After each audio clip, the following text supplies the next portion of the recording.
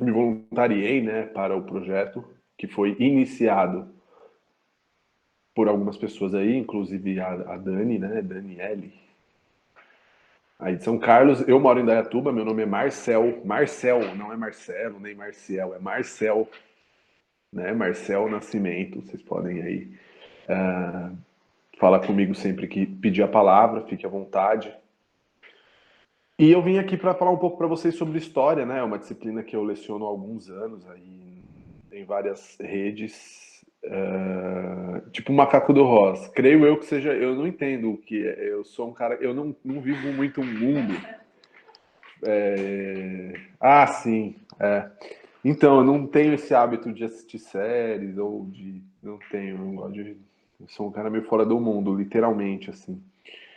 Então, eu venho aí para trabalhar com vocês alguns assuntos na área de história, né?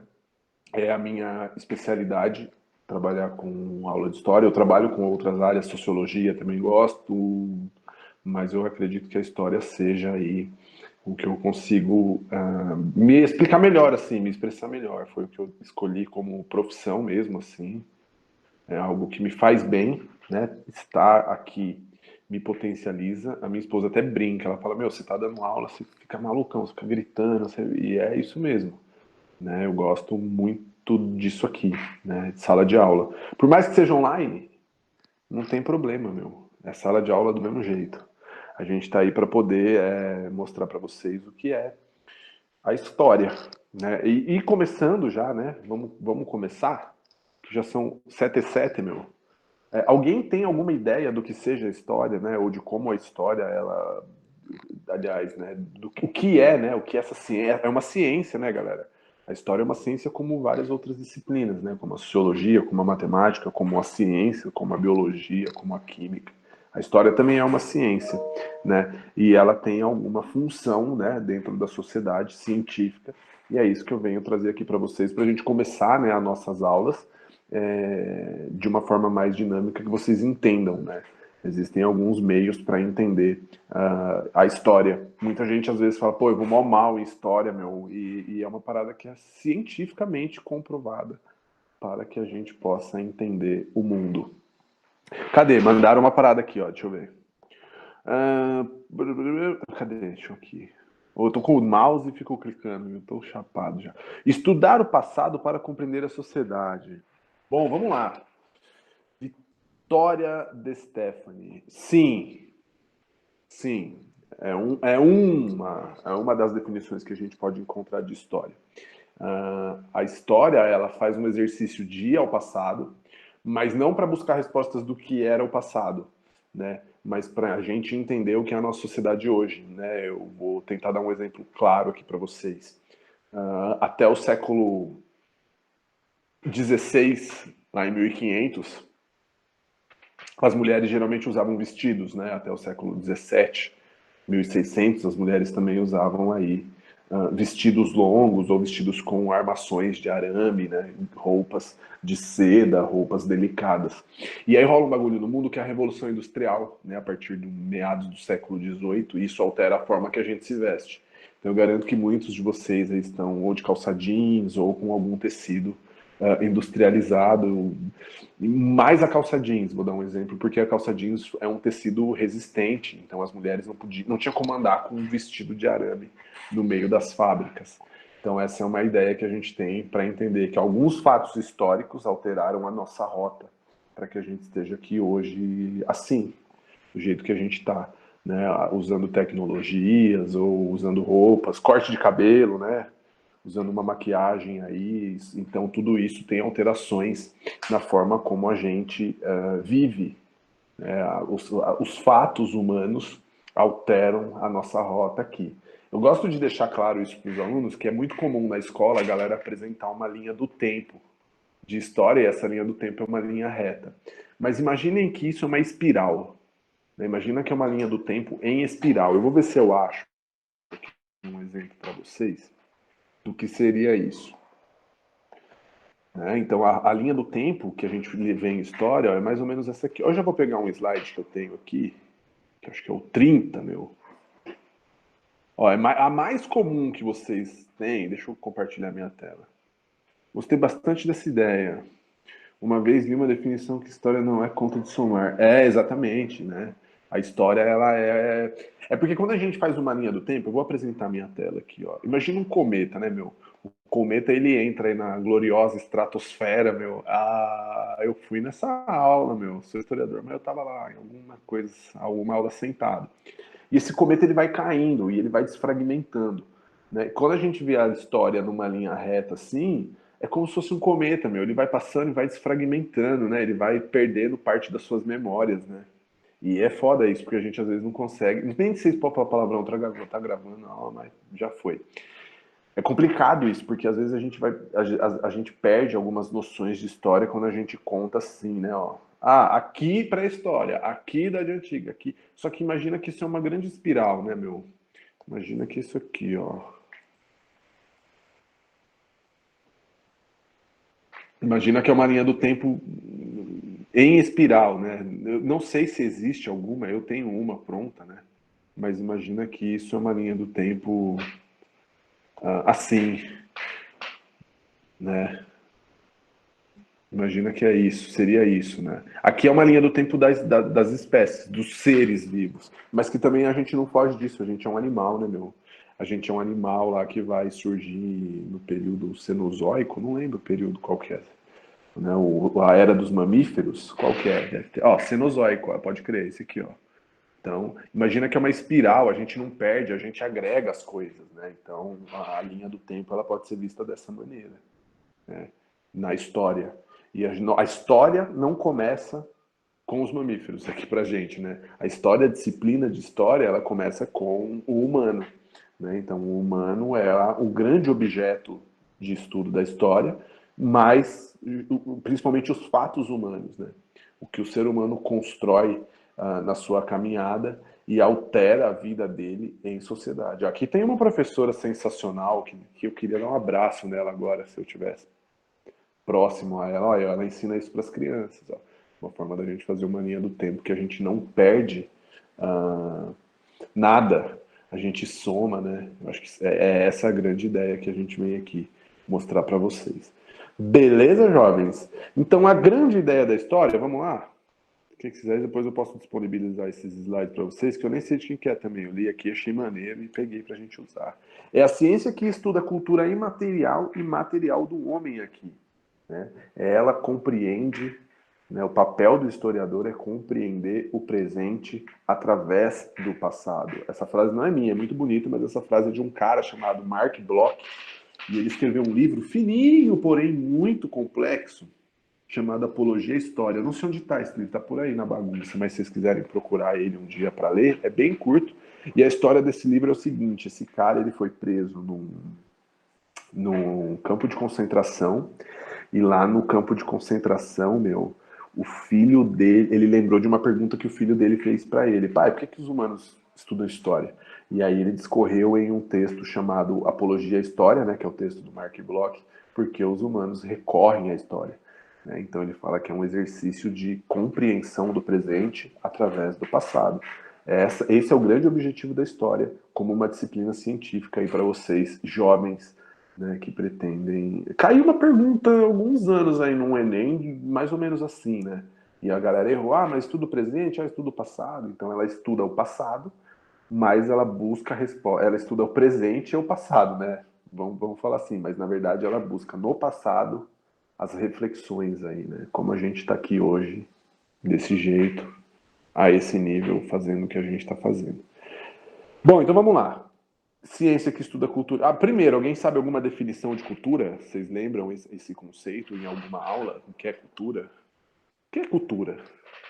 Gente, eu tenho uma teoria que o brasileiro é rico de cultura, é pobre de cultura, pessoal.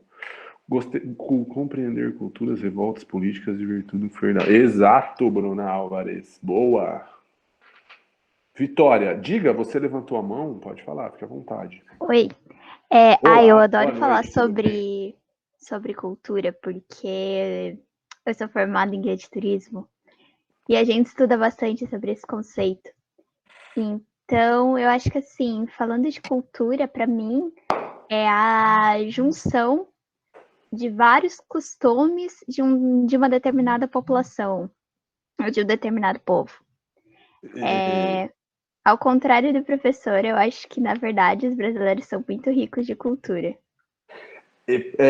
não estou falando de cultura brasileira é rica mesmo, mas eu falo assim, cultura própria, né? O brasileiro precisa criar sua identidade, né? Se entender Ah, como, tá. como Não, povo brasileiro. É um nesse caso, eu exercício concordo com de você. nação, né? Da gente se entender como nação, como um povo moderníssimo, né? A gente surgiu no novo mundo, meu. Olha que coisa linda. A gente surgiu numa época em que o mundo estava mudando, a gente surgiu no ápice do renascimento, né, meu? Então a gente precisa entender que a gente não é vira-lata. A gente precisa entender que a gente tem muito a dar ao mundo, né? Um país onde judeu e israelense e palestino moram na mesma rua e faz churrasco junto. Não é louco isso? Então, é o país que a gente vive. Mas própria, né? Dentro de casa, acho que ainda falta algumas coisas pra gente. Muito boa. Foi a Vitória que falou essa parada, né? Deixa eu ver aqui. Que levantou a mão? Exato, Vitória. Gostei da sua definição, jovem. É exatamente isso. A história, ela é um, como que fala? Desculpa, a cultura ela tem uma origem germânica que chama cultur, com K. Pá, deixa eu ver deixa eu colocar aqui para vocês, jovens, no chat. É isso aqui, ó. Deixa eu colocar. Se eu não me engano, tour, que é cultura, que é o que é cultivado. Os germânicos cunharam esse termo aí em alguma era, que os caras eram muito loucos, e é tudo que eles conseguem cultivar e tem a ver com hábitos, costumes, né? Tudo que a gente consegue levar e transmitir de geração para geração, a gente pode considerar como uma cultura, né? Uma das culturas. Peraí. A religião é cultura, hábitos alimentares é cultura, né? O arroz com feijão é um hábito nosso, cultural. Que mais? Meu, tudo. Tudo que a gente consome em sociedade pode ser considerado cultura, né? E ela pode ser imaterial ou material. Imaterial, a gente pode trabalhar com uma ideia. Tomar banho todo dia é uma cultura imaterial. Aí, por exemplo, uma cerimônia religiosa, ela pode ser imaterial ou material, que a gente também tem aí algo que é imaterial na cultura, que é a religião. Então a gente pode ter dois aspectos quando a gente fala da história, né? Cultura imaterial ou material. Material é o que a gente pode tocar, né? E aí a gente vai trabalhar com fontes históricas, né? Que são o que a gente usa para poder estudar a história aí, que são testemunhos, textos, carta, jornal, uma cerâmica, uma máquina, um símbolo. Porra, entrou lá na caverna no Piauí, na Pedra Furada, lá no sítio da Capivara, e os caras faziam vários desenhos nas cavernas. O que significa isso? Porra, a gente não sabe, meu. Para ser sincero, a gente não tem noção do que eram aquela forma de comunicação, né? Mas a gente imagina que tinha algum contexto social para os caras. Então tem a ver com cultura. Beleza, jovens? É mais ou menos isso a forma como a história busca seus elementos para entender a galera no passado. Por exemplo, se eu pegar um jornal lá de 1930, eu vou ler uma matéria sobre o Getúlio Vargas chegando ao poder sem ser eleito. O cara deu um golpe e virou presidente do país e governou por 15 anos sem nunca ter recebido um voto, né? Então, essa matéria está em um jornal, é uma fonte histórica, material, registrada pelos humanos, né? Então, a galera fala que a história, ela trabalha com isso. Outra coisa, a história não é só escrita, tá bom? Levem isso aí para sempre. A história, ela também a gente pode estudar a história através de cerâmica, né? Que é o caso aqui. Não necessariamente a escrita, ela inicia a história. Antigamente tinha uma linha do tempo, foi aquela que eu mostrei para vocês antiga, que tinha lá a pré-história. Pô, não, é história do mesmo jeito. A diferença é que os caras não tinham registros escritos. O cara tinha um vaso de cerâmica, o cara tinha um, sei lá o que, meu, o cara tinha uma tumba toda cheia de símbolos, mas não necessariamente uma escrita organizada. Isso não quer dizer que ele não fez história, né? Ele fez história do mesmo jeito. Beleza? A historiografia usa um método, né, que é a forma como a gente escreve história. O pai da história, o cara que vai colocar isso no hall de ciências a serem estudadas, é o Heródoto, na Grécia Antiga, né? O Heródoto foi fazer um mochilão no Egito, ele era grego, e a Grécia era uma das culturas mais ricas. Na verdade, assim, toda a galera dos povos antigos, imaginem que eles eram potências. Então, do mesmo jeito que é os Estados Unidos hoje, uma potência, a gente tinha a Grécia, a gente tinha Roma, a gente teve o Egito. Então, todos esses caras eram difusores de cultura, né? Eram pessoas que influenciavam regiões vizinhas com a sua forma de viver. E a Grécia, na Grécia Antiga, o Heródoto, ele foi o cara que vai descrever ações como história, né? Ele vai fazer uma análise de que o ser humano deixa marcas no mundo e essas marcas são fatos históricos, né? E você nunca repete isso. Sério, professor? Sério? O Heródoto ele tem um escrito que ele fala que o ser humano ele vai banhar-se apenas uma vez no mesmo rio, né? Por mais que ele entre no rio de novo, ele não é mais a mesma pessoa e o rio também não é a mesma pessoa. O rio também não é o mesmo, né? As águas passaram. Essa é a ideia do Heródoto. Ele fala que nós somos seres em transformação e é da hora porque ele faz uma análise do tempo, né, meu? Os gregos tinham uma relação com o tempo muito da hora, assim, né? Para eles, depois a gente vai chegar em Grécia, mas é da hora como os gregos fazem uma visão de tempo muito diferente do que os humanos daquela época faziam em outras regiões. É por isso que eles são referência aí no mundo. E o Eric Hobsbawm, vocês estão careca de saber do Eric Hobsbawm, né? Ele é um cara que divide o mundo em era, né? O mundo sem era.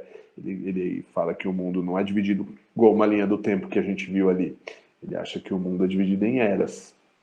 A era do terror, a era dos extremos, ele divide isso em eras. A história do humano em eras um pouco diferente do que a gente viu. Uma parada que eu gosto do Eric Hobsbawm e cai em alguns vestibulares é que ele não faz Primeira e Segunda Guerra. Ele entende como grande guerra, um grande evento. Ele fala, não existiu Primeira e Segunda, é a mesma guerra.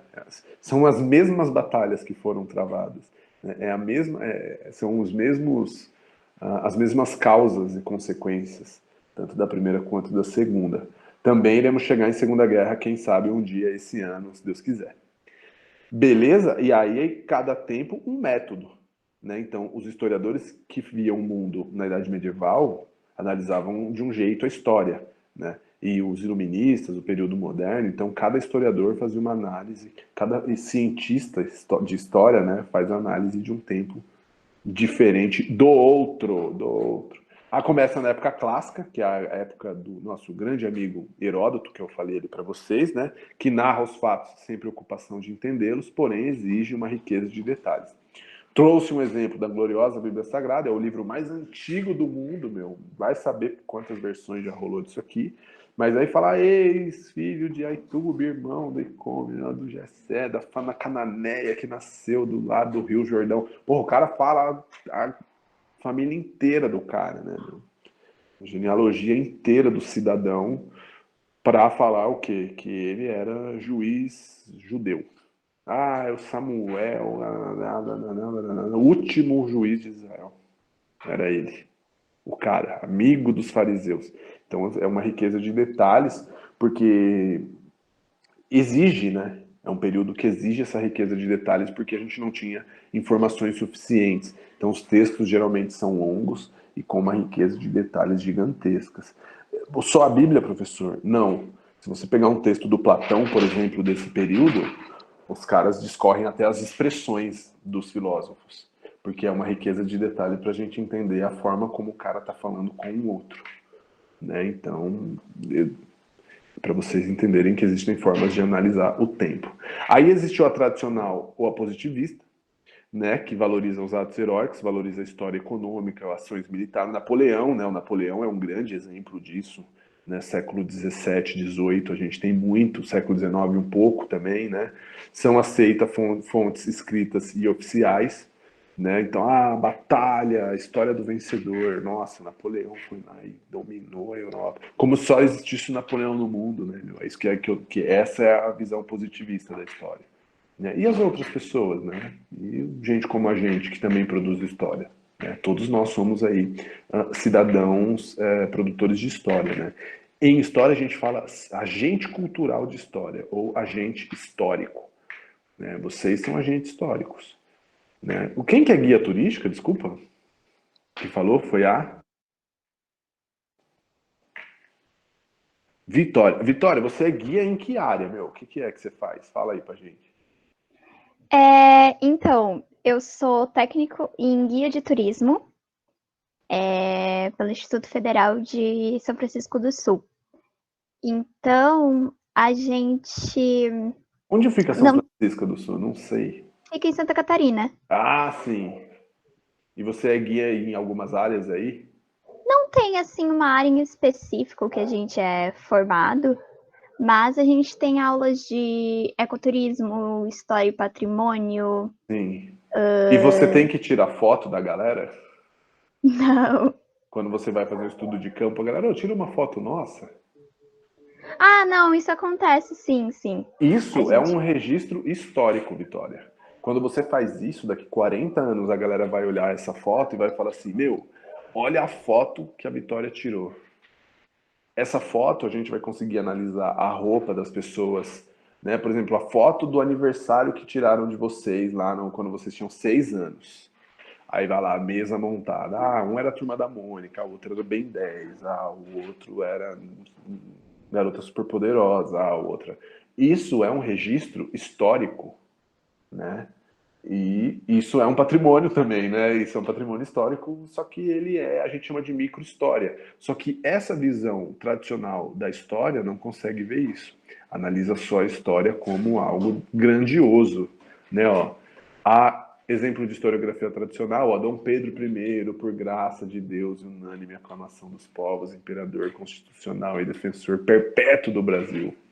Fazemos saber a todos os nossos súditos que a Assembleia Geral decretou e nós queremos a lei seguinte.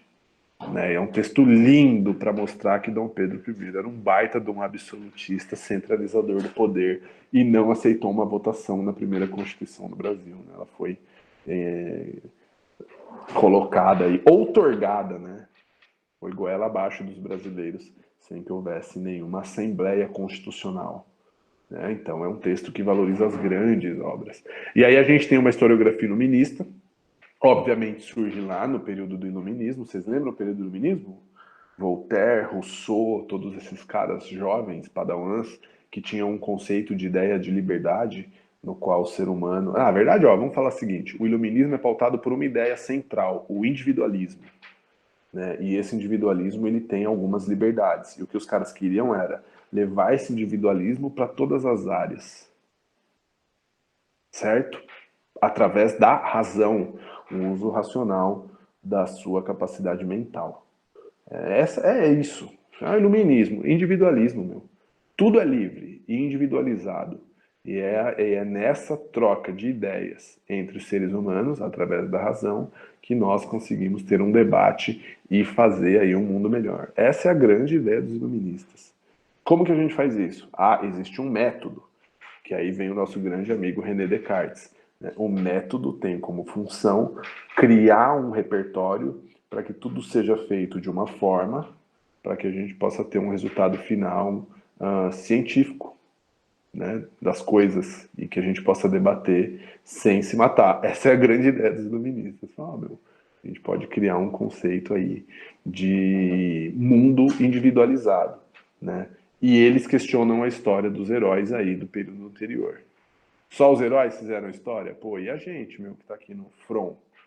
Não fez? E aí a gente tem a historiografia marxista, né? Afirma que a história é um processo de contradições. É a dialética de Marx. Sensacional, cara. Esse cara era brabo. A construção da sociedade é baseada na luta de classes. Então ele fala que os seres humanos aí vão brigar a todo momento por disputas de posição dentro de dentro de uma sociedade dividida por classes. Eu ia falar outra coisa, mas por enquanto vamos manter aqui, né? Essa é a grande ideia do Marx, a dialética, que A mais B não é C, A mais B é AB, ABAB, ABAAA, sempre vai ter uma predominância de alguém aí, vai, não sei se ficou claro, não tem como transmitir história em matemática, mas é mais ou menos isso a ideia do Marx aí. Aí ele escreve um livro clássico que chama Filosofia da Miséria, eu tenho ele aí também, tá por aí. Miséria da filosofia. Né? Os filósofos limitam-se a interpretar o mundo de diversas maneiras. O que importa é modificá-lo. Né? Ele fala que a filosofia não está cumprindo o seu papel de modificar o mundo, apenas interpreta o mundo. É uma crítica do Marx ao período que ele vivia. Né? Eu gosto do Marx. O Marx ele tem uma fala que é muito maneira. Vou até parar minha aula aqui para gente, que isso aqui é entender um pouco de história. O Marx ele fala o seguinte: ele fala que o mundo, as tecnologias iriam fazer com que o ser humano se alienasse e ele não produz mais nada. E é o que acontece hoje. A gente não produz mais nada. Tudo é produzido por máquinas. O ser humano ele só opera máquinas. Ele é um operário do rolê. E essa é a grande questão do Marx. Porque ele fala, o ser humano, quando ele deixa de produzir, ele abre mão do seu intelecto. Ele só é um operador, um apertador de botão. É mais ou menos isso que ele fala. E ele ganhou essa fita lá no início da Revolução Industrial. Ele falou, ó, galera, isso aí que a gente está vivendo pode ter sérios problemas se a gente não conseguir equilibrar esse processo de produção. Porque se a gente concentra esse processo de produção na mão de um único cara que detém os meios de produção e toda a estrutura, seremos reféns desses caras. Né? E a gente não vai conseguir produzir nada, e não produzindo nada, nós não teremos tempo para nos dedicar a coisas que são realmente importantes, que é o lazer, a família, a caça, a pesca e a arte. Esse é o texto do glorioso Marx. Né? E é o que a gente vive hoje, né? A gente vive alguns cenários que a gente trabalha tanto, horas e horas e horas, sem entender o porquê, e aí a gente não consegue criar nada, nem artisticamente, nem para a família cuidar, nem lazer. Né? Na verdade, o lazer hoje é consumir o que a gente ganhou trabalhando. Então, o lazer nada mais é que o consumo. Né? Uma rota que o seu lazer é consumir o que você ganhou para você ganhar mais, e consumir, ganhar o que consumir, e é isso. É isso. Só para deixar claro para vocês que essa é a grande ideia do grande tio Marx. Não fala nada demais, né? Ele fala que todo mundo tá falando hoje. Oh, galera, trabalhando muito, não tenho tempo. Mas a galera gosta de relevar o cara, porque não lê o cara. Bom, Nova História. A Nova História, pô, Escola dos Análises lá na França no século XX, né? Tem alguns historiadores que vão criar a história dos análises. Um desses caras é o... vou lembrar o nome, né? Que fala que aceita qualquer tipo de fonte, né? Escrito ou não. Então, por exemplo, aquele exemplo que eu dei do vaso de cerâmica. Pô, eu vou pegar aqui para vocês. Ó. Aqui eu tenho um vaso de cerâmica, ó, que é Marajoara. Então a galera fez isso aqui lá no Tapajós, é tapajônico, né? Não é Marajoara, é tapajônico. Então os índios daquela região faziam vasos como esse. E eles tinham várias funções, até armazenar, como é que fala? Produtos cereais, né? Que era o consumo deles, como uma urna funerária. Então os caras tinham várias funções para o vaso de cerâmica. Para o nosso grande amigo das escolas dos análises, isso é uma forma de história. Né? É uma forma de estudar a história desse povo. Esse aqui também, ó. Esse aqui é o deus da festa da Costa Rica. Eu gosto de festa. Né? Para mim, o brasileiro nasceu também sobre esse olhar da festa aí. Então isso aqui não tem nada escrito, até porque os povos pré-colombianos não tinham escrita.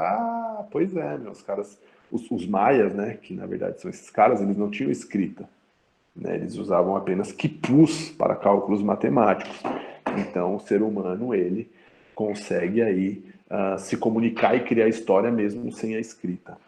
Beleza? E a Escola dos Análises foi uma das primeiras que vai reconhecer isso. Cara, como que é o nome do cara, meu? Eu vou lembrar. Até o final eu lembro. Não sei se vocês viram, acho que ano passado caiu até uma pergunta no Enem sobre isso. Um dos desdobramentos da escola de análise da França é um grupo em Berlim que estudava o marxismo também, que chama a Escola de Frankfurt, né? Que é um dos desdobramentos dos textos dos análises também. Então vamos lá.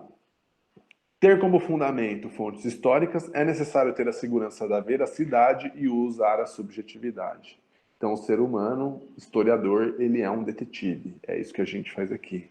A gente busca fontes para apresentar as melhores fontes para vocês sempre. Sempre as melhores fontes. Qual fonte é verdadeira?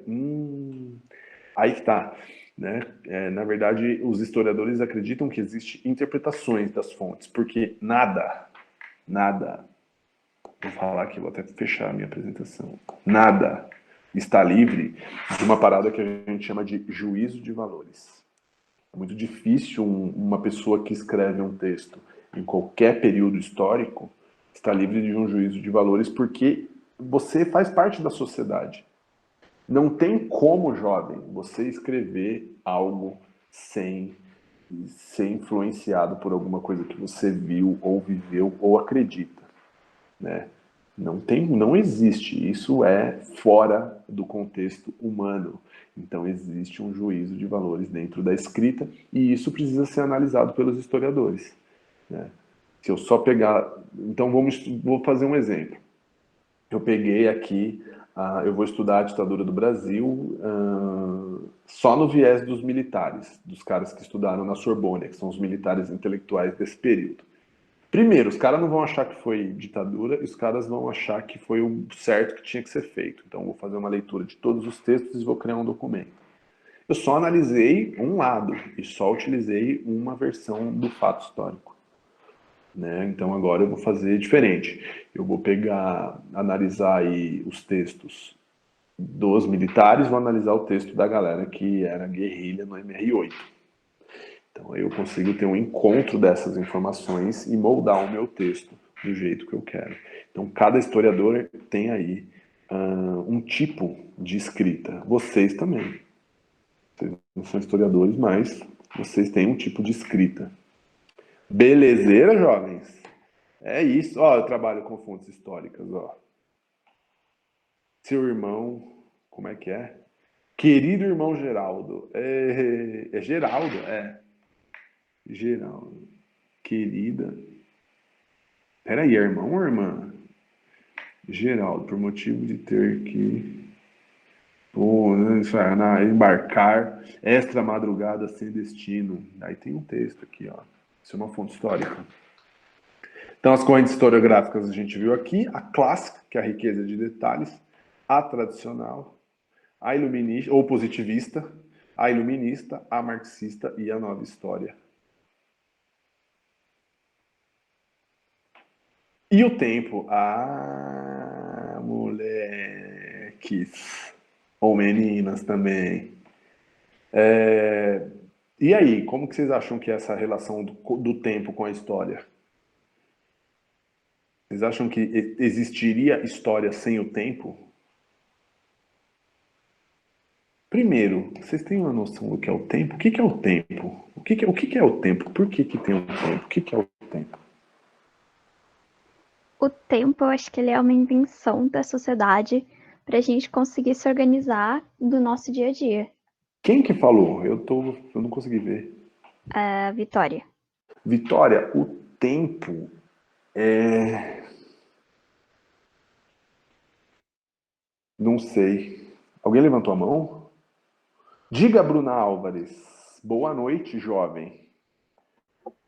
Boa noite. Eu estava pensando aqui. O tempo é uma forma de a gente marcar os acontecimentos. Que foi aqui nessa carta. O tempo. Ela marcou o tempo. Sei lá. Também. Maria Eduarda Garcia, uma grande física. Deixa eu ver se mais alguém mandou. Adriana Souza Galvão. Adriane, desculpa. Um espectro para marcar os acontecimentos. Boa, um espectro. Caramba, verdade, meu. Boa, é boa também essa, meu. Cara, o tempo, meu. O tempo é. Nossa. O tempo, eu não sei se ele é. O tempo. Eu vou dar um exemplo para vocês. A galera falou que o tempo aqui é marcação, é algo que define as atividades humanas.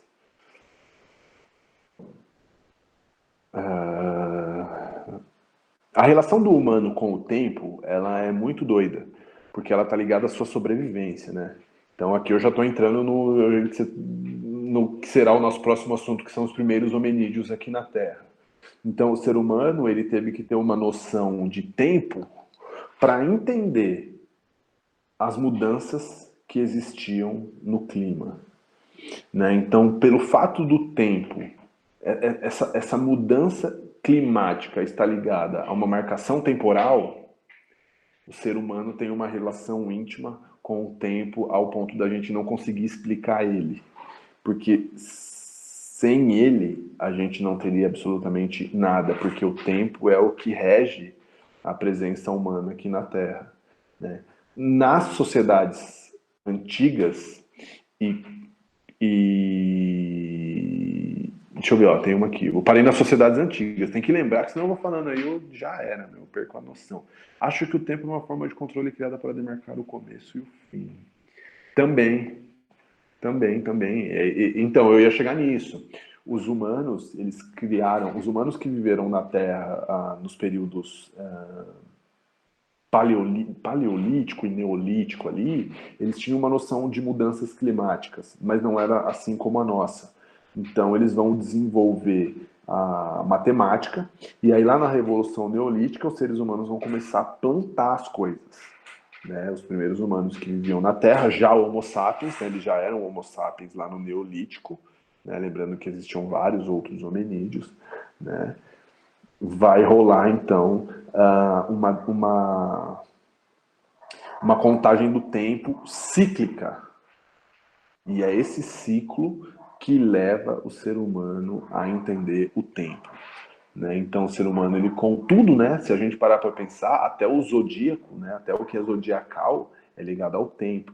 Então, o posicionamento das estrelas me indica que esse é o tempo de Gêmeos, ou o tempo de Áries, ou o tempo de Capricórnio. Não sei, para os gregos eram esses zodíacos, mas para os astecas eram outros, não era assim, né? Era o jaguar, era o sapo, era, sei lá, era outros animais. Então, eles associavam aos animais que viviam em determinados períodos, e esses períodos rolava uma marcação de tempo.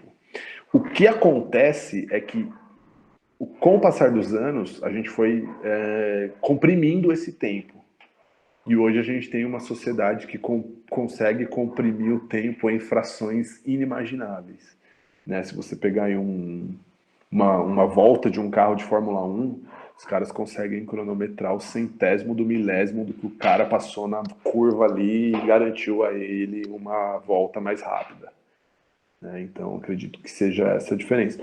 Mas o ser humano tem uma relação extremamente... Não sei se existiria o tempo sem o humano. Né? Qual que era o tempo sem o humano? Né? Existe sociedade sem tempo? Então, existiria um humano sem o tempo? Ou existiria tempo sem o humano? Não sei. O entendimento do humano em contar sua passagem aqui garante a ele a existência do tempo.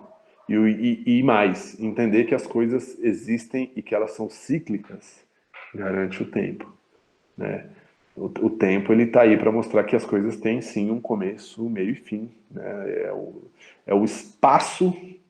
Como é que eu vi uma vez uma definição, cara? Porra, eu vou lembrar. O tempo é um, é um ponto ao outro, né? De um ponto, é um nada de um ponto ao outro, assim, né? É uma passagem, né, de um ponto ao outro que você pode utilizar do jeito que você quiser. Isso é tempo, né? E como você ajusta ele, fique à vontade. Acredito eu que seja o mais claro para a gente entender, né? A marcação do tempo. Vitória, existe sociedade sem tempo? Não. toda sociedade marca o seu tempo, seja ela oral, né? Os africanos tinham uma marcação de histórias oral, dançando, contando ritos. Os indígenas marcavam o tempo através de luas, né? Diferente da nossa sociedade que é solar, a ocidental hoje, aqui ela é solar, né? Os astecas eram solares, a maioria dos povos pré-colombianos eram solares. Os germânicos são solares, os romanos eram solares, né? Acho que os indígenas eram lunares. Eles contavam 12 luas. A mudança de 12 luas representa aí um ano. 12 passagens cíclicas de lua. São os 12 meses. É isso. Cada sociedade encontrou a sua melhor forma de contar o tempo. E o judaísmo conta de um jeito, o islamismo conta de outro, né? O romano, o apostólico, católico romano conta de um jeito. E assim, cada tempo. Olha lá, tempo natural ou cronológico. É o tempo do relógio. Não podemos mudá-lo, faz parte do fenômeno natural. Ah, mulher, não passa, passou, olha lá, já foi, ó. Envelheceu, já era. Tempo cultural é aquele que associamos a um acontecimento dentro de uma determinada cultura. Olha lá, para os cristãos estamos no século XXI, para os judeus estamos quase no ano 6000 e o Palmeiras ainda não tem mundial, galera. Olha, esses caras estão vendo 6000 e já era. É uma piada, mas não teve graça. Por exemplo, os árabes, eles zeraram não todo árabe, porque nem todo árabe é muçulmano. Os muçulmanos, sejam eles árabes ou não, porque também existem países muçulmanos em outros continentes, acreditam que o ano zero do calendário deles é o ano de 622, quando o nosso grande amigo Maomé funda o islamismo lá na cidade de Meca, meu. Ele vai zerar o calendário. Então, eles estão aí no ano 2021 menos 622. Eu não sou bom de matemática, mas esse é o ano que esses caras estão aí. Então, existem essas formas de contar o tempo. Cara, deixa eu falar isso pra vocês. Alguém lembra de 2012 que a galera falava do fim do mundo? Vocês lembram disso aí, meu? Ah, ó, já ouvi cristãos dizerem que o ano só começa depois da Páscoa, que é uma forma de tempo cultural? Sim, porque a gente tem um calendário cristão. E isso não é só o fato dos cristãos.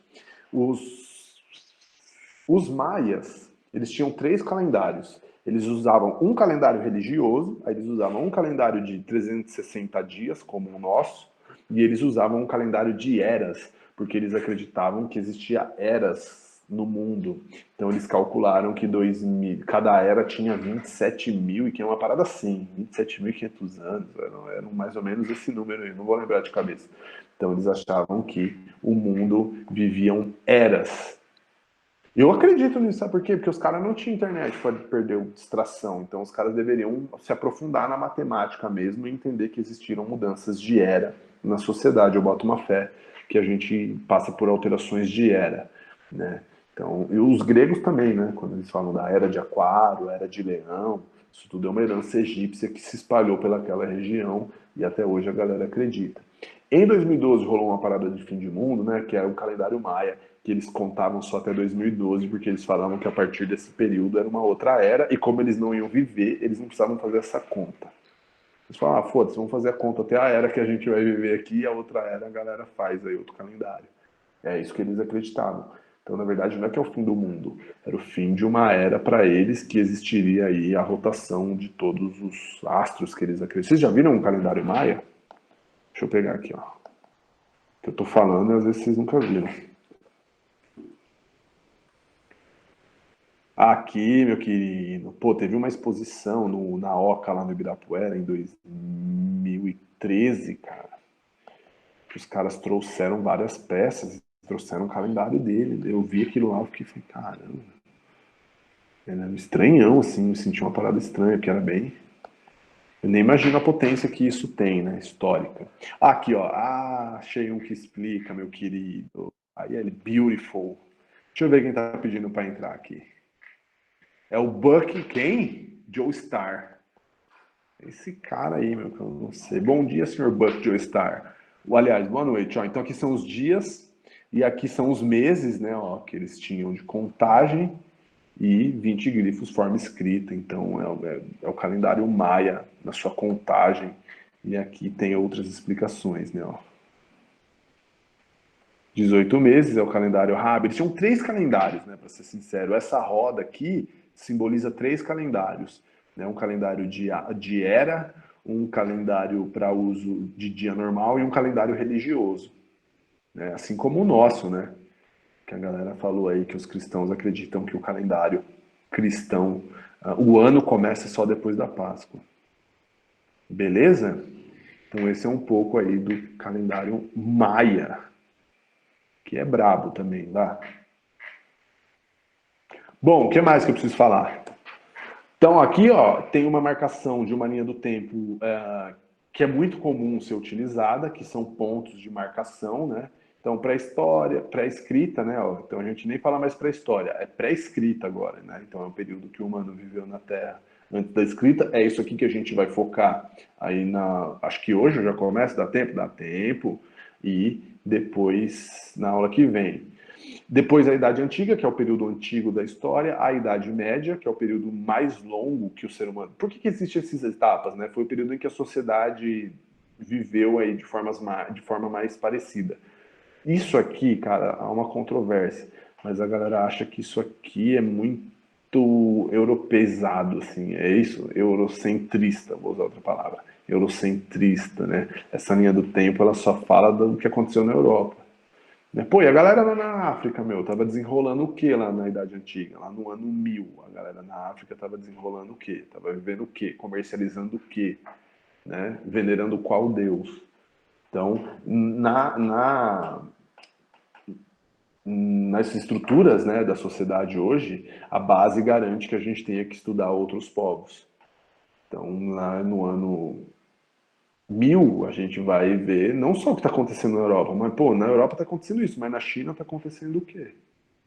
Né? A gente vai ver aqui que enquanto na Idade Média a galera estava arando o terreno com ferramenta de madeira e achando que usar um cavalo nesse arado era super tecnológico, os chineses já estavam navegando com junco, usando bússola, pólvora, os caras já estavam hype faz tempo já.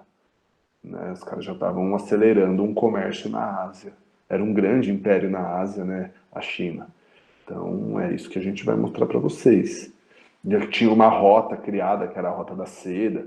Então, isso aqui é uma linha do tempo que na Europa a galera vivia mais ou menos do mesmo jeito. Então, a Idade Média é o maior período, né? Por 1000 anos lá na Europa, os seres humanos viveram quase da mesma forma em sociedades autossuficientes, com pouco uso de moeda, né? A gente chama de sociedade amonetária, e com um descrédito gigante com relação à ciência, e acreditavam que as respostas eram divinas. Não estou falando do Brasil no século XXI, não, estou falando da Idade Média na Europa. Bom, a Idade Moderna é o período aí do absolutismo monárquico, né? A formação dos primeiros países como a gente conhece hoje, né? Alguém sabe me dizer aí como que a gente caracteriza um país? O que caracteriza um país? Uma nação. O que caracteriza uma nação? A nação, o povo, O que caracteriza uma nação, para mim, é a identificação. Ai, cara, como é que eu explico? Por exemplo, o que define a nação brasileira não é exatamente estar no território brasileiro, mas sim se identificar com a cultura e tradições daqueles povos. Sim, também. A cultura, boa essa fala, boa também da Adriane, a cultura ela garante alguns símbolos. Então lá na Europa, no século XV, a galera começou a entender que os seres humanos produziam essa cultura e produziam alguns símbolos e por alguma afinidade, elas viviam de forma muito parecida. Né? Então eles vão criar símbolos para unir essa galera culturalmente falando. Então a língua é uma questão que pode ser formadora de um país, a moeda, né? Quando eu circulo moedas, né? Quando eu sei que eu estou no Brasil, se aceita em real, eu estou no Brasil. Né? A língua falada, o português, a bandeira. Então se você chegar em um prédio público, vai ter a bandeira do Brasil hasteada lá, né? Ou é para ter, não sei, né? Então, esses são aí alguns símbolos que garantiram aí a formação dos primeiros países como nação que a gente conhece hoje. Lembrando que isso foi uma aliança entre a burguesia e o rei lá no início da Idade Moderna. Né? Formação das monarquias nacionais é uma matéria de segundo ano, muito interessante, por sinal, né? Que mostra pra gente como os seres humanos se uniram aí culturalmente. Tem tudo a ver isso, viu? Eram por laços culturais, né? Tanto que Portugal é um dos primeiros países, né? Portugal, Espanha, França e Inglaterra. São os 4 países que se formaram aí como nação. É isso? É França, Espanha, Portugal e Inglaterra. Que tiveram uma bandeira, que unificaram medidas, por exemplo, se eu for no Brasil aqui, em qualquer posto de gasolina, vai me vender em litro. Diferente lá dos Estados Unidos, que vende em galão de 3,5 litros, se eu não me engano, gasolina, né? A moeda lá é o dólar, então a gente tem unidades de medidas. Isso tudo não é só porque a galera, vamos unir aqui que a gente é mais ou menos parecido. Tem algumas questões comerciais envolvidas. Beleza, jovens? E aí a gente tem aqui, cadê? A idade moderna, eu já falei, e a idade contemporânea, que é marcada com a Revolução Francesa e a Revolução Industrial também. Eu gosto de colocar as duas aí nessa abertura da Idade Contemporânea. Foi exatamente nessa data, professor, no Réveillon de 1788 para 1889, a galera se reuniu lá na frente do Museu do Louvre, às margens do Rio Sena, e falou: viva a Idade Contemporânea! Aí vai, soltou Rojão, Réveillon, show da Anitta, Copacabana lotado. Não. São marcações temporais e a gente tem alguns gaps aqui, né? Algumas fases de transições desses períodos. Né? Então, na Idade Moderna, a gente tem aqui o Renascimento, aqui a gente tem o Iluminismo, que começa um pouquinho antes, né? Então, a gente tem algumas fases de marcação. Então, antes e depois tem uma transição. Professor, e hoje? Fala de hoje, vai.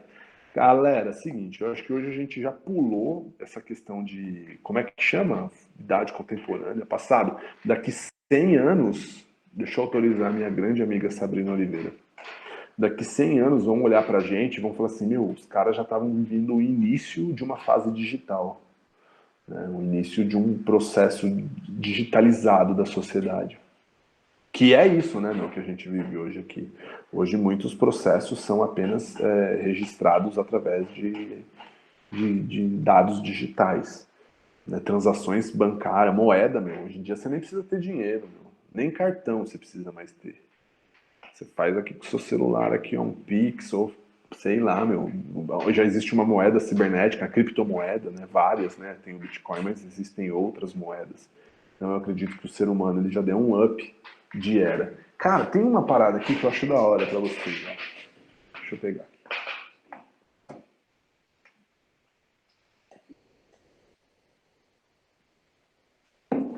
Eu trabalho muito com adolescente e eu trabalho com uma galera entre 12 e 20 anos e tem um livro que chama Nascidos na Era Digital, ó.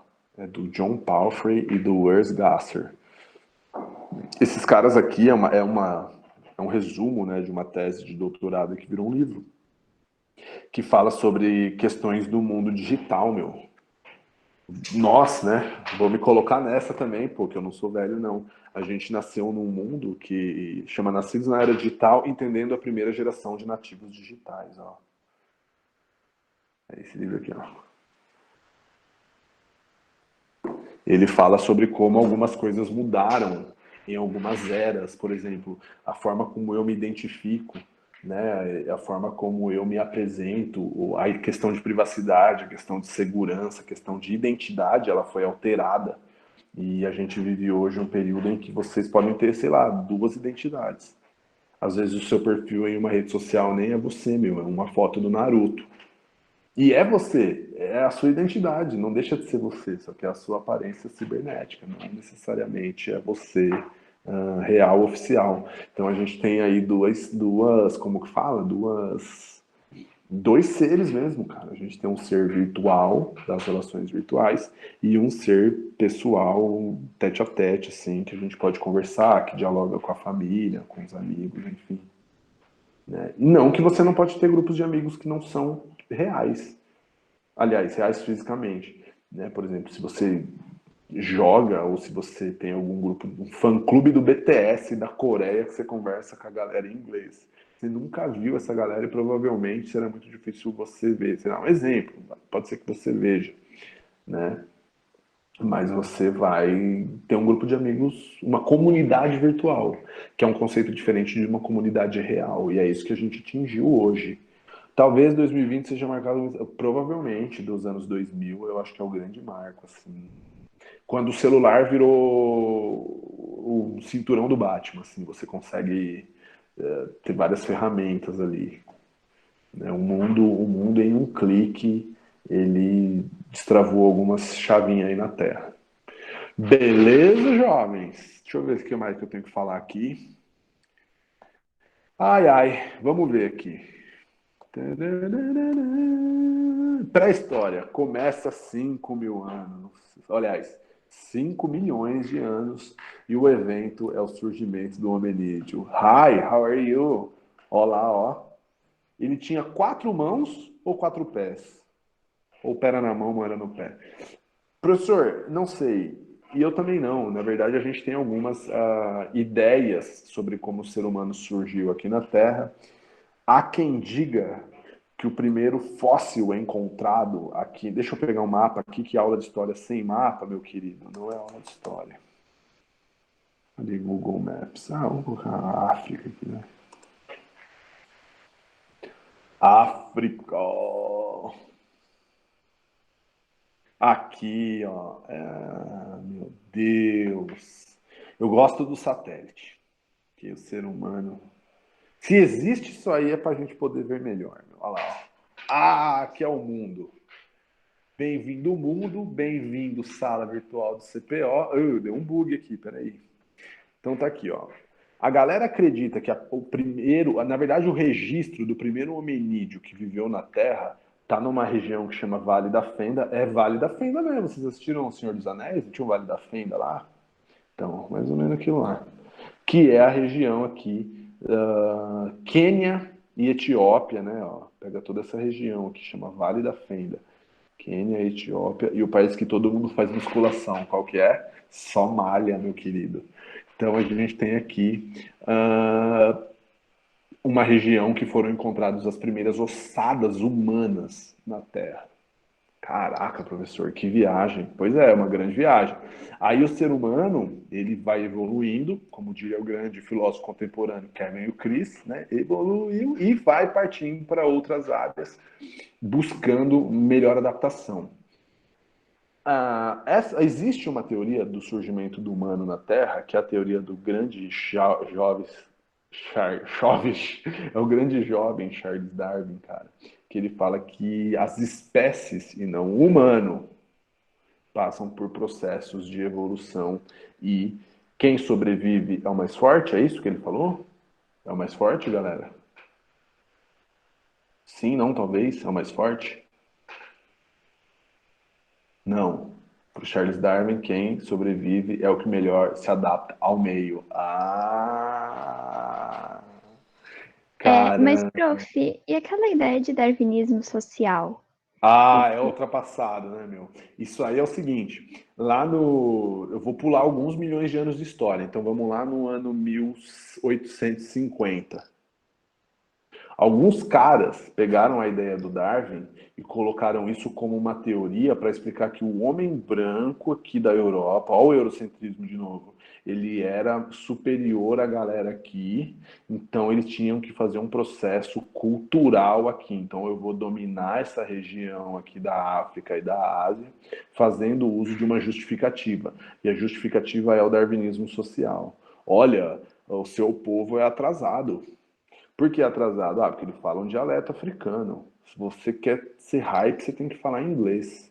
E abandona esse monte de Deus que você tem aí. Você tem que adorar um único Deus. E falar inglês, ou falar belga, ou falar espanhol, ou falar italiano. Sei lá, vários povos fatiaram a África no final do século XIX. Eles usaram a teoria do Darwin para justificar. O Darwin deve dizer, que relaxo que fizeram, né, com a teoria tão... Eu recomendo que vocês façam a leitura. É um excelente texto. Né? O jovem Darwin. Foi a Vitória que perguntou? Eu mesma. Então, a teoria do darwinismo social é isso. Os caras pegam, se apropriam da ideia do Darwin e colocam isso como uma justificativa de dominação. Mas, na verdade, não tem nada a ver com cultura. O que os povos europeus queriam é o seguinte: essa galera aqui estava tentando se industrializar de forma secundária, porque França e Inglaterra já estavam industrializadas aí há um bom tempo. Então, para industrializar, eu preciso de duas coisas básicas: matéria-prima, mercado consumidor, 3, mão de obra, né? Eu preciso de tudo isso. Como a América já tinha passado por processos de independência e os americanos já tinham implantado a política da doutrina Monroe, lembra? Big Stick, o grande porrete, América para os americanos, então ninguém mais podia entrar aqui, os europeus vão praticar uma nova forma de colonização aqui na África e na Ásia, usando o darwinismo social como base para fazer isso. Beleza? Esse é o darwinismo social.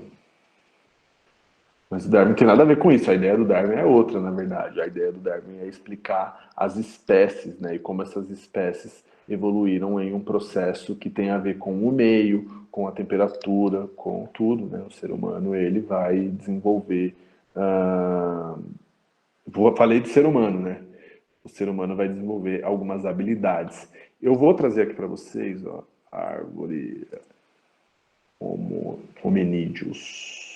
Hominideus. Até que hora vai minha aula? 11h20? É 8h20, né, bicho? Ai, meu Deus, o tempo. Vamos lá. Peguei essa aqui que é boa. Essa aqui caiu no vestibular. Ó. Então aqui é o seguinte, ó, imagina que isso aqui é uma árvore. Então, alguns ramos estão aí até hoje. Né? Outros foram podados por não se adaptar ao meio, ou por não ter uma mão tão boa para trabalhar, ou por não ter um cérebro tão grande o suficiente para estar aqui. A galera acredita que hoje só existe uma espécie de humano na Terra, que é o Homo sapiens, mas alguns anos atrás existiam mais. Então existia um ser humano muito próximo da gente, só que ele não era da mesma espécie, ele era, sei lá, Neandertal, ou ele era de outra espécie. Só que o ser humano Homo sapiens foi o que conseguiu se adaptar ao meio, ele foi o que ficou aqui por maior tempo. Aliás, ele conseguiu se adaptar em todas as regiões do globo. Né? A gente tem ser humano aí vivendo em todas as áreas que a gente tem noção aqui na Terra. A Lucy é a que eu falei que foi encontrada aí no Vale da Fenda, né? É um hominídeo mais antigo de registro humano que a gente tem aqui na Terra. Humano como a gente, não um símio. Isso é símio. Qual a diferença, professor? Pô, imagina que dessa árvore tem 2 galhos. Um galho deu origem aos macacos, símios, e outro galho deu origem aos humanos. Tá, mas quando, professor? O Darwin também não consegue explicar. Ele fala, em algum período da história rolou uma virada na chave e eu não sei explicar também. Então a galera fala, o Darwin falou que o humano veio do macaco? Não, ele nunca falou isso. Ele fala que existe um elo e que em algum período essas duas espécies se distanciaram por alguma razão e tem alguém aí que está nesse meio e a gente nem sabe o que é. Né? Há quem diga que isso não é físico. Deixa eu mudar aqui. Ó. Há quem diga que essa passagem ela é a tomada de consciência. É mole, meu? Ó que viagem do Darwin. O Darwin fala, não existe um animal. Todos viviam ali, mas um animal em algum momento tomou uma consciência de que ele falou, peraí, eu tô aqui, mas também penso e, peraí, aquele morre porque come aquela planta, então eu não vou comer aquela planta. Então aquele ali morre porque ele foi naquele vale ali, e ali é muito frio uma determinada época do ano, então também não vou ali. Então eu vi que aquela galera que come aquilo ali vive mais tempo, então eu vou comer aquilo ali. É a tomada de consciência, que não necessariamente tem uma mudança física. Essa é a grande chave que o Darwin não consegue explicar. Então em nenhum momento ele diz que o ser humano veio do macaco. Isso é brisa. Certo, meu? Que mais? Professor, e aí, como que esses... Então, cada homo aqui tem uma habilidade, né? Então eu tenho o Homo habilis. O Homo habilis é maneiro, porque ele é o primeiro que tem uma habilidade aí de uso das mãos. Por isso que é habilis, né? As primeiras pedras em formato, sei lá, de ferramenta que foi encontrado foi mais ou menos no período, tem a mesma data desses caras, dos Homo habilis. Pô, professor, como que os caras sabem? Você tá me tirando? Não, não tô não. Existe uma parada que chama teste de carbono 14, que é tudo aqui na Terra vai acumulando carbono, ou seja, envelhecendo. Então os caras conseguem ver a quantidade de carbono existente na peça e no osso do fóssil encontrado e na peça encontrada e falar, mas ó, esses caras aqui viveram mais ou menos na época que essa peça foi produzida aqui, esse martelinho de pedra. Então o Homo habilis foi o primeiro cara que sacou que se ele pega uma pedra e bate numa castanha, ele abre. Nossa, que eu queria estar lá, velho. Porra, deve ser muito louco. Fico imaginando, ó, vamos, deixa eu parar aqui, né? Ó. Você já imaginou, cara, a adrenalina do cara, velho? Quando ele tacou um milho no fogo e o bagulho estourou uma pipoca, ele falou, porra, que da hora, mas esse cara deve ficar a noite inteira fazendo aquilo, mano. Não, porque é o período em que o ser humano mais aguça o que ele tem de melhor, que é a sua criatividade, que faz ele estar evoluindo a cada período sobrevivendo, meu. Né? A gente é uma espécie que mais devasta do que descobre ser humano Homo sapiens. Né? A gente está arrebentando a Terra. Né? Mas esses caras não, esses caras viviam o que era a natureza de verdade. Então imagina os caras que dominaram o fogo a primeira vez, porque existia o fogo, só que os caras não sabiam fazer o fogo. Né? Os caras sabiam que tinha o fogo, que, sei lá, o raio que cai numa árvore, sei lá, a seca, né? Períodos muito secos davam origem ao fogo, e há relatos de várias olha que viagem, os caras pegavam uma tocha e ia passando essa tocha de uma na outra com óleo de animal, gordura animal para manter esse fogo aceso, e os caras andavam quilômetros com esse fogo para levar fogo em lugar que não tinha fogo, porque eles não sabiam fazer o fogo. Imagina quando o cara dominou essa técnica de fazer o fogo. Os caras devem ter pirado, mano. Os caras falam, porra, que da hora, mano, isso aqui. Vamos fazer de novo, vamos apagar e fazer de novo, vamos. Igual criança quando ganha alguma coisa, fica ligando e desligando, só pra ver funcionar. Era essa a brisa dessa galera. Né? O Homo habilis foi o primeiro a dominar ferramentas, aí depois a gente tem outro aqui, né? O Rudolfensis, tem vários, Australopithecus, aí tem o Homo erectus, que é o primeiro a andar em uma postura ereta, né?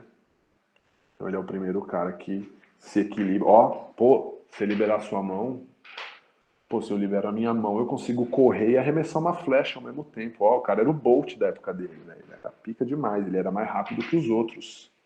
Né? Isso garantiu a ele alguma sobrevivência. Falei um palavrão, desculpa. Uma sobrevivência que os outros não tinham. E aí a gente tem aí vários hominídeos até o Homo sapiens. O Homo sapiens ele não é tão forte quanto os outros, mas o cérebro dele é maior. E é isso que garantiu algumas adaptações no nosso corpo, né? A gente não tem um cérebro tão grande, mas a gente tem aí a capacidade de pensar muito maior que os outros. Então a gente não precisa matar um animal para ter pele. A gente pode fazer um tecido sintético e ter uma blusa quentinha do mesmo jeito, sem precisar entrar em um período de guerra, né? De caça, quer dizer. Então o ser humano desse período ele adquiriu algumas capacidades mentais. Isso é bom? Ah, bom, vai. Não vou falar que é ruim. Mas a nossa sociedade arrebenta muito o ser humano, o mundo, vai, a natureza. A gente não sabe viver em harmonia com a natureza. A gente deveria aprender um pouco com os índios, que é a nossa matriz de sociedade aqui. Ó, lembra que eu falei aquilo dos símios? Ó, é isso aqui, ó. Então há um período aqui que o Darwin não está ligado qual é, que rolou uma divisão aí mais ou menos 4 milhões de anos, que deu origem aos símios e aos humanos. É isso que aconteceu na Terra. E a gente não sabe quando foi que rolou essa tomada de consciência de que o humano falou, ei, eu sou humano, eu não sou qualquer animal não, pô. Eu sou um bicho diferente que está aqui na Terra por algum motivo. Beleza? Eu gosto de um mapa mundi, ó. Eu gosto de vários mapas, mas eu gosto principalmente desse aqui, ó. Mapa mundi. Buckminster Fuller.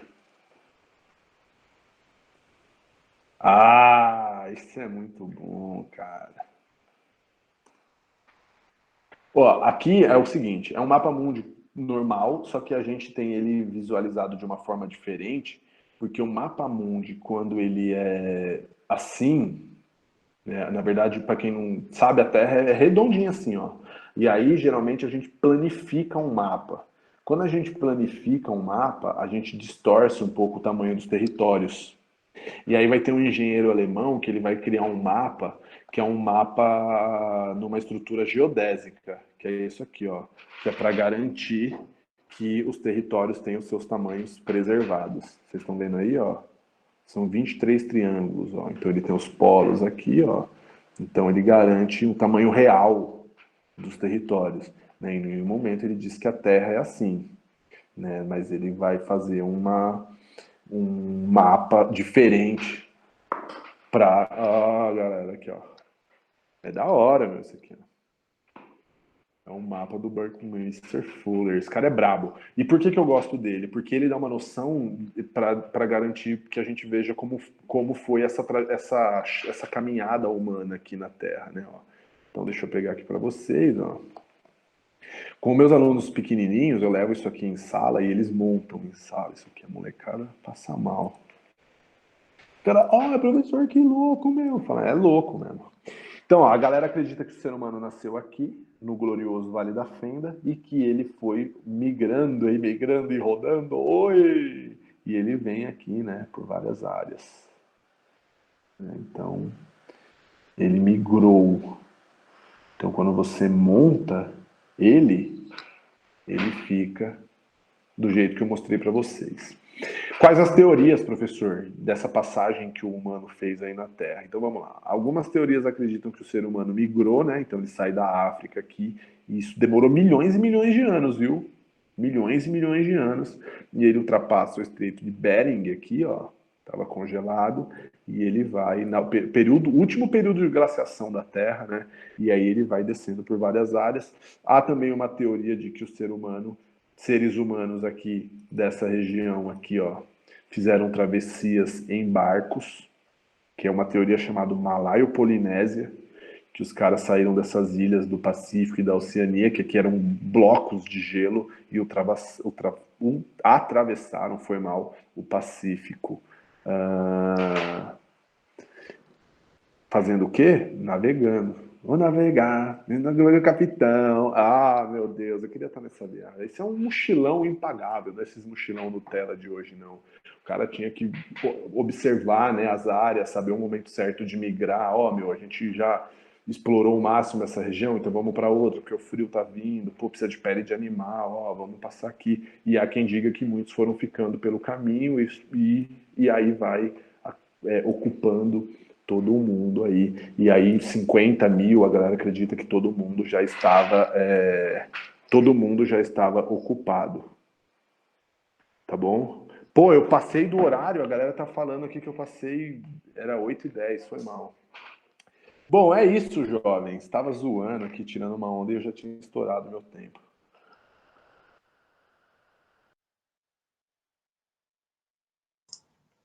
Meu. Oi, gente. Boa noite, tudo bem?